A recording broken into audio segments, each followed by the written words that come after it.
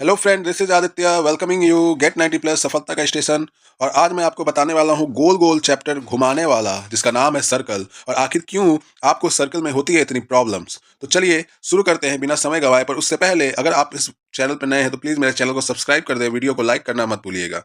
तो चलिए मैं आपको सबसे पहले समझाता हूँ कि बेसिकली सर्कल में ऐसा क्या होता है कि आपको प्रॉब्लम फेस करनी पड़ती है अक्सर। देखिए, सबसे बड़ी बात है कि जब भी सर्कल्स के क्वेश्चंस आते हैं आप उसको अटेम्प्ट करने से डरते हैं, तो अटेम्प्ट करने से डरिए मत। उसको निश्चित तौर पे सॉल्व करिए। और हो सकता है कि 1-2 सवाल आपसे ना बने या दिक्कत हो रही है, तो उसको कंटिन्यूअस ट्राई करिए। देखिए, सभी सवाल एक-दूसरे पे लिंक है। मतलब आप एक सवाल बनाएँगे तो बहुत सारी चीज़ें आपको क्लियर होने लगेंगी। समझ रहे हैं बात को?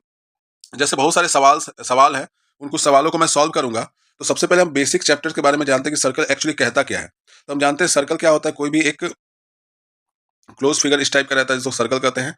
उसमें एक सेंटर होता है जिसको कहते हैं सी, ठीक है? यहाँ से यहाँ तक सेंटर को छूते हुए एक लाइन जाता है जो एक पॉइंट से दूसरे पॉइंट को टच करता है, इसको कहते हैं हम लोग डायमीटर। इसको क्या कहते हैं हम लोग? डायमीटर। अच्छा, ये डायमीटर है तो सी के इधर वाला पार्ट जो होता है वो क्या कहला जाता है बेटा? रेडियस। और इधर वाला पार्ट को क्या कहला जाता है? रेडियस। ठीक है? ये पूरा लाइन जो है वो डायमीटर, ये रेडियस और ये रेडियस। इसको भी डायमीटर कह सकते हैं। जो लाइन सेंटर से निकल रहा है वो सबके सब डायमीटर हो सकते हैं बेटा। इस पे ध्यान देना, ये भी डायमीटर है। ये सबके सब क्या है? डायमीटर है। और सबका आधा दो रेडियस से मिलकर क्या बनता है? एक डायमीटर बनता है। ये तो समझ में आया डायमीटर क्या होता है। इसके अलावा साथ ही साथ डायमीटर को हम लोग कॉर्ड भी कहते हैं। इनफैक्ट डायमीटर जो है वो बिगेस्ट कॉर्ड होता है सर्कल का, इसको कॉर्ड भी कहते हैं। ठीक है? अगर ये एक सर्कल बनाया मैं यहाँ पे, तो वहां पे इस ये क्या हुआ? कॉर्ड हुआ। ये क्या हुआ? कॉर्ड हुआ। ये क्या हुआ? कॉर्ड हुआ। ये सब कॉर्ड हुआ। बेसिकली आपको इस चैप्टर में पढ़ना है हमको टेंजेंट के बारे में। किसके बारे में? टेंजेंट के बारे में। टेंजेंट के बारे में हमको पढ़ाई करनी है। समझ में आ रहा है? तो टेंजेंट बेसिकली होता क्या है? एक लाइन होता है जो सर्कल के सरकमफेरेंस को टच करता है एक पॉइंट पे। कितने पॉइंट पे? एक पॉइंट पे। सपोज दैट एक लाइन ऐसे गया, ये लाइन ए बी है, तो ये सर्कल पे कितने पॉइंट पे टच कर रहा है? एक पॉइंट पे। तो ये क्या होता है? टेंजेंट। ये क्या होता है? टेंजेंट। समझ में आया? अब यहां से भी देख सकते हैं, अगर ये भी ऐसे आया, ये टेंजेंट कहलाएगा नहीं। क्यों? क्योंकि यहाँ पे दो पॉइंट को ये टच कर रहा है, तो ये टेंजेंट नहीं कहलाएगा। ये टेंजेंट किसी भी कंडीशन पर नहीं करेगा। टेंजेंट सिर्फ और सिर्फ एक पॉइंट पे ही टच करता है। वो लाइन जो सर्कल को एक पॉइंट पे टच करे तो वो क्या कहलाता है? टेंजेंट कहलाता है। समझ गए? अब टेंजेंट रिलेटेड कुछ बातें हम लोग जान जाते हैं, उसके बाद हम लोग आगे बढ़ेंगे। जैसे अगर मैं बोलूं एक सर्कल है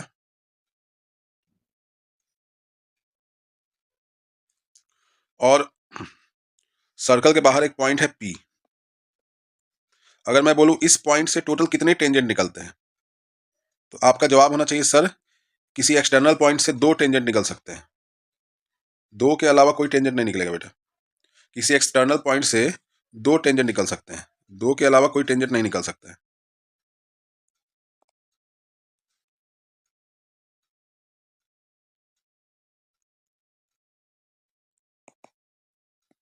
समझ में आ रहा है? तो दो टेंजेंट किसी भी एक्सटर्नल पॉइंट से निकल सकते हैं। इसके अलावा सर्कल के अंदर से अगर कोई लाइन निकल रहा है तो वो टेंजेंट नहीं हो सकता है। मतलब अगर कोई पॉइंट सर्कल के अंदर है तो उससे एक भी टेंजेंट नहीं बन सकते हैं। अब टेंजेंट पे एक थ्योरम आता है, थ्योरम वन। थ्योरम वन कहता है कि अगर कोई सर्कल है और उससे एक टेंजेंट निकल रहा है,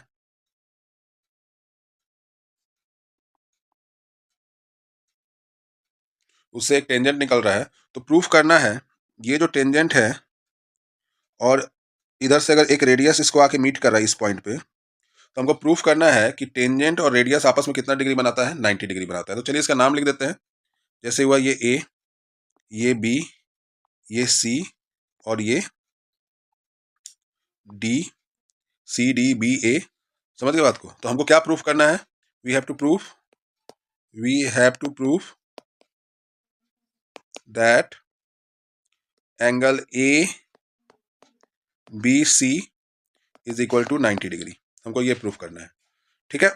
आप घबराइए मत, मैं दो तीन वीडियोस में, दो तीन दिनों में आपको मतलब सर्कल बहुत अच्छे से क्लियर करा दूंगा, बहुत आसानी से आपको एकदम समझ में आएगा। बस जितना बोले आप उतना करके जाइए। उतना करिए, निश्चित तौर पे आपका सर्कल बहुत अच्छे से कंप्लीट हो जाएगा। ठीक है, अब यहाँ पे देख रहे हैं हम लोग, चूंकि इट इज हमको ये 90 डिग्री प्रूफ करना है, तो हम यहाँ पे देख रहे हैं हमको एक कंस्ट्रक्शन करना पड़ेगा। तो कंस्ट्रक्शन एक रेडियस का करेंगे। मान के चलो ये रेडियस है AR, और इस रेडियस को थोड़ा सा एक्सटेंड कर देंगे पॉइंट सी तक एक्सटेंड कर दिए। तो हम देख रहे हैं कि AB बराबर AR है, कंस्ट्रक्शन AC कर दिए। हम देख रहे हैं कि AB is equal to AR। अब ये दोनों इक्वल क्यों है? रेडियस ऑफ सेम सर्कल, एक ही सर्कल के रेडियस है। अब यहां पे देख रहे हैं AC is greater than AB, AC is greater than AB। ठीक है, अगर मैं यहां से एक लाइन बना दूं, तो ये भी देख रहा हूं कि AD is greater than AB। अब मैं बोलूं कि मुझे यहां पे जाना है, तो यहां पे जाने का बहुत सारा रास्ता होगा। एक ये होगा, फिर एक ये भी होगा, फिर एक ये भी होगा, फिर एक ये भी होगा। इनफाइनाइट नंबर ऑफ रास्ते होंगे,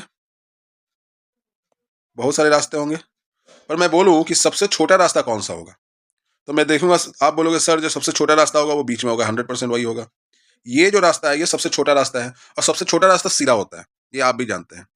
ये कॉन्ट्राडिक्ट है। जो भी सीधा रास्ता है वो हमेशा और हमेशा क्या क्या रहेगा, छोटा रहेगा, और सीधा रास्ता हमेशा बन रहा है, यानी वो 90 डिग्री रहेगा। तो लिखेंगे AB is a shorted distance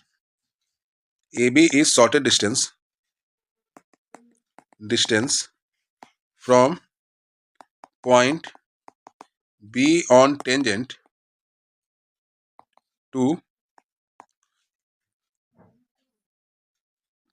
center of the circle A.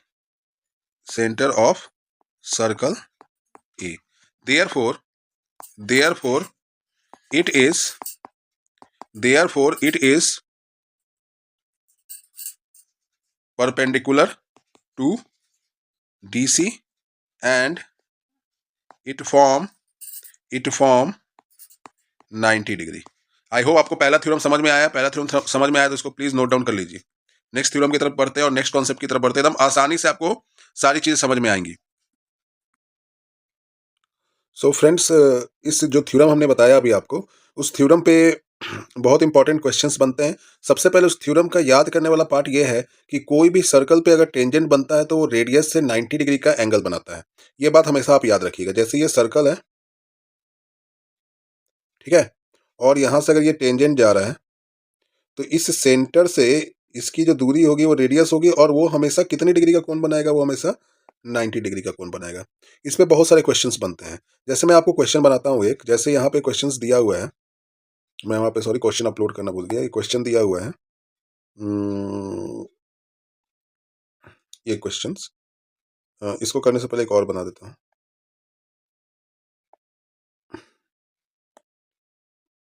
जैसे ये क्वेश्चन दिया हुआ है एग्जाम्पल नंबर 1, बहुत इंपॉर्टेंट क्वेश्चन है एग्जाम्पल्स का, और इस पे जो क्वेश्चन दिए हुए हैं कुछ इस प्रकार के दिया है। From the point P the length of tangent to a circle is 24 and distance of P from the centre is 25।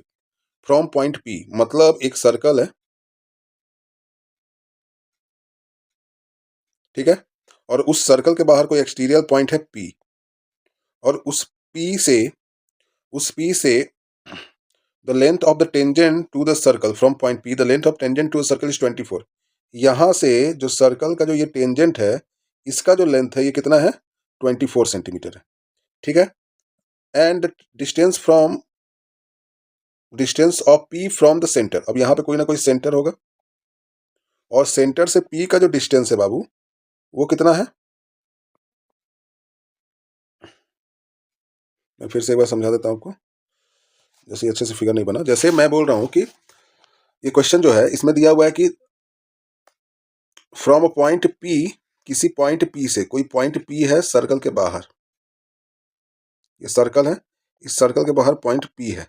अब इस पॉइंट से length of the tangent is 24, मतलब यहां से एक टेंजेंट गया है जिसका लेंथ है 24, ठीक है। और इसी P का सेंटर से जो लेंथ है वो कितना गया है? वहाँ तक का लेंथ जो है, यहाँ से यहाँ तक का लेंथ, वो कितना गया है? वो गया है 25। तो यहाँ से यहाँ तक का लेंथ है 25। तो हमें रेडियस ऑफ द सर्कल निकालना है, मतलब अगर रेडियस यहाँ से यहाँ तक ज्वाइंट हो रहा है तो रेडियस ऑफ द सर्कल निकालना है। तो हमने बताया था आपको रेडियस और टेंजेंट के बीच का जो एंगल है वो कितने डिग्री का होता है? 90 डिग्री का होता है। तो ये हमारा 90 डिग्री बन गया। कोई दिक्कत? ये यहाँ से यहाँ तक 25 है, ये 24, ये 90 डिग्री। अब कुछ याद आ रहा है आपको? कुछ याद आ रहा है? ये क्या है? ये 90 डिग्री है, तो ये क्या हो गया? ये हो गया बेटा बेस। यहाँ से यहाँ तक क्या हो गया? बेस। मतलब 90 डिग्री के अलोंग है तो ये क्या हो गया? बेस। 90 डिग्री के सामने है तो ये क्या हो गया? हाइपोटेनियस। और ये क्या हो गया? परपेंडिकुलर। तो हम जान रहे हैं it form a right angle triangle. Right angle triangle. अब ये राइट एंगल ट्रायंगल बनाया, तो राइट एंगल ट्रायंगल का according to Pythagoras theorem, according to Pythagoras theorem, hypotenuse का square is equal to base का स्क्वायर प्लस परपेंडिकुलर का square, या perpendicular का स्क्वायर प्लस बेस का स्क्वायर, है कि नहीं? अब इसको इसी तरह से बनाएंगे। हाइपोटेनियस का स्क्वायर निकालना ही है तो उसको मान लेते हैं एक्स। तो एक्स का स्क्वायर, नहीं हाइपोटेनियस दिया हुआ है, परपेंडिकुलर निकालना है तो एक्स इसको नहीं मानेंगे। तो हाइपोटेनियस की वैल्यू कितनी हुई है? 25। 25 का स्क्वायर बराबर बेस कितना है? 24 का स्क्वायर प्लस परपेंडिकुलर को क्या माने हम लोग? एक्स माने हैं। तो यहाँ पे लिख देंगे एक्स का स्क्वायर। अब ये देखो, ये पॉजिटिव में है तो इधर जाएगा तो नेगेटिव में आ जाएगा बाबू। तो हम इसको सॉल्व करेंगे। डेट इज 25 का स्क्वायर 625 माइनस 24 का स्क्वायर होता है 576। 576 बराबर एक्स का स्क्वायर। ठीक है, 625 minus 576 is equal to x का स्क्वायर। तो इसको हम देख लिए। अब हम इसको घटाएंगे तो कितना आएगा? एक्स का स्क्वायर बराबर 15 में 6 गया 9, और ये आएगा 12 में 7 गया 4, 49। तो एक्स बराबर क्या होगा? Under root 49। एक्स की वैल्यू कितनी आ जाएगी? 7। तो यहाँ पे एक्स की वैल्यू क्या आ गई हमारे पास? 7। समझ में आ रहा है आपको? समझ में आया? तो इसी तरह से हम करेंगे। अब एक इंपॉर्टेंट सवाल आया है जिसमें आपको सर्कल के साथ ट्रिग्नोमेट्री है, तो ये भी इंपॉर्टेंट हो सकता है बेटा। इसमें सर्कल का भी है कुछ पार्ट और ट्रिग्नोमेट्री का भी है कुछ पार्ट। समझ रहे बात को? तो जैसे ये क्या दिया हुआ है, और कोशिश ये करना है कि जब भी कोई सवाल आए तो उसके फिगर को पहले आप खुद से बनाना सीखिए। खुद से बन रहा है तो ठीक है, नहीं तो देख लीजिए, कोई दिक्कत नहीं है, फिर दोबारा ट्राई करिए। कोशिश करिए कि जो भी फिगर है उसको खुद से बनाने की, तो चीजें आसान आसान लगती हैं, है ना? तो देखिए क्वेश्चन है, if P Q is a tangent to a circle. P Q क्या है? Tangent to a circle with centre O. अब एक सर्कल है जिसका सेंटर क्या है? ओ है। जिसका सेंटर क्या है? ओ है। समझ में आ रहा है आपको? जिसका सेंटर क्या है? ओ है। तो इसको और छोटा कर देते हैं। ठीक है, इस सर्कल का सेंटर क्या है? ओ है। तो एक सर्कल बनाएंगे जिसका सेंटर हमको ओ रखना है। समझ में आ गया? अब इसका सेंटर क्या है हमारे पास? ओ है। मान के चलो ये सेंटर क्या है? ओ आ गया। अब एक एक्सटर्नल पॉइंट होगा पी, तो P Q is tangent of a circle with centre O. अब यहाँ पे कहीं पी क्यू होगा, यहाँ पे कहीं क्यू होगा, तो इधर कहीं पी होगा पॉइंट। और पी क्यू क्या है? टेंजेंट ऑफ अ सर्कल है। Tangent of a circle. ठीक है, और with the centre O of radius 6 centimetre. तो इस जो सेंटर है, सेंटर से टेंजेंट की जो दूरी है यानी रेडियस की दूरी है वो कितनी है? 6 सेंटीमीटर। ठीक है, such that angle P Q O, P Q O, फिर से P Q O is 60 degree. P Q is a tangent, P Q is a tangent to a circle with center O such that P Q O is 60 degree. अच्छा, अगर ये centre है तो यहाँ पे P होना चाहिए, और यहाँ पे क्या होना चाहिए? यहाँ पे क्या होना चाहिए? यहाँ पे पी होना चाहिए बेटा।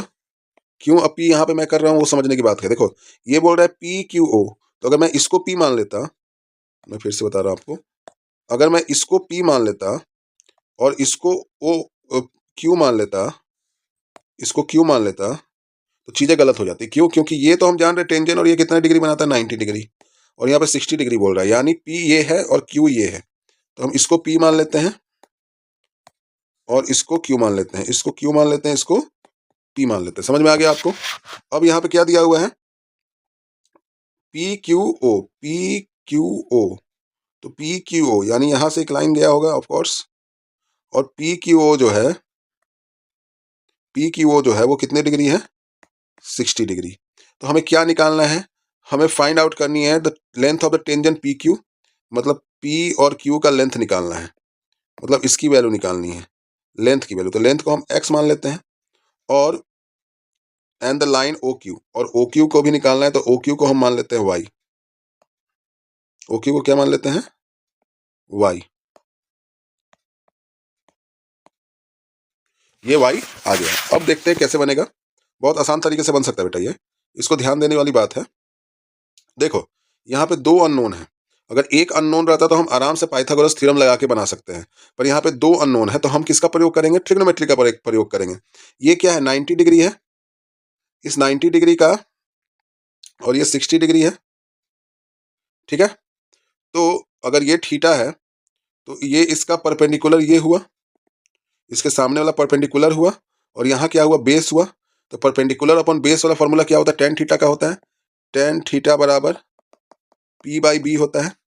टेन 60 बराबर पी की वैल्यू क्या है 6, और बी की वैल्यू क्या है एक्स। समझ रहे हो बात को, ये 60 है, इसका परपेंडिकुलर 6 है, और ये क्या है एक्स। टेन 60 की वैल्यू होती है √3 बराबर 6 अपॉन एक्स। तो एक्स की वैल्यू कितनी हो जाएगी, एक्स की वैल्यू हो जाएगी 6/√3। अब देखो जब भी नीचे √3 आता है तो हमको रेशनलाइज करना ही रहता है, तो गुने √3/√3 कर देंगे, तो फिर हमारे पास कितना आ जाएगा बेटा, बहुत आसानी से 6√3/3, काटेंगे 3 2 जा 6, तो आएगा 2√3। ये एक्स की वैल्यू आ गई, ठीक है। इसकी वैल्यू कितनी आ गई, 2√3। अब हमको क्या निकालनी है, हमको वाई की वैल्यू निकालनी है। तो देखो ध्यान से, वाई की वैल्यू निकालने के लिए क्या करेंगे, हमको ये पूछ रहा है, अगर 60 ये है तो ये परपेंडिकुलर 60 के सामने वाला परपेंडिकुलर, नीचे वाला बेस, ऊपर वाला क्या होगा, हाइपोटेनियस। तो परपेंडिकुलर अपन हाइपोटेनियस वाला फॉर्मूला क्या होता है, perpendicular upon hypotenuse sine theta होता है। साइन थीटा बराबर पी बाई एच होता है, ठीक है। थीटा बराबर 60 है तो साइन 60 लिख देंगे हम लोग। परपेंडिकुलर क्या है, परपेंडिकुलर जो है वो 6 है, और एच की वैल्यू क्या है, वाई है। हाइपोटेनियस की वैल्यू क्या है, वाई है। अब साइन 60 की वैल्यू होती है √3/2। बाबू वैल्यू याद रखना, बराबर 6/y, ठीक है। तब यहां पे देख रहे हैं क्या आएगा, y बराबर 6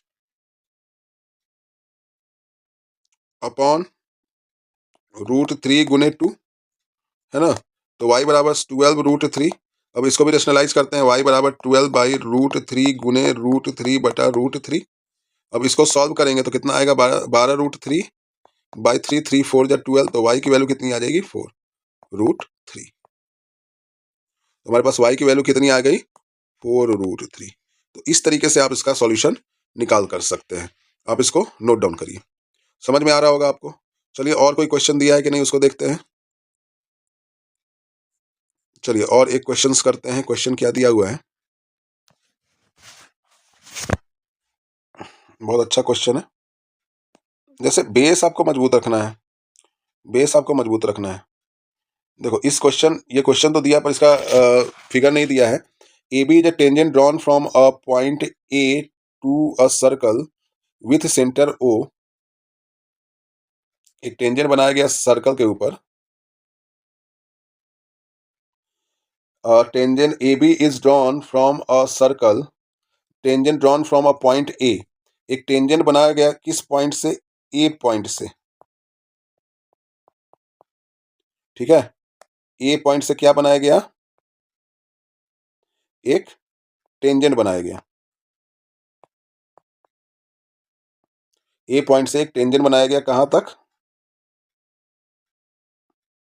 यहां तक,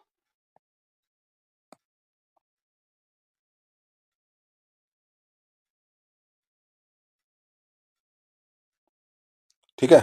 ए बी पॉइंट बी तक, ठीक है। ये टेंजेंट बनाया गया, और किस सर्कल पे बनाया गया, वो सर्कल जिसका सेंटर क्या है, ओ है,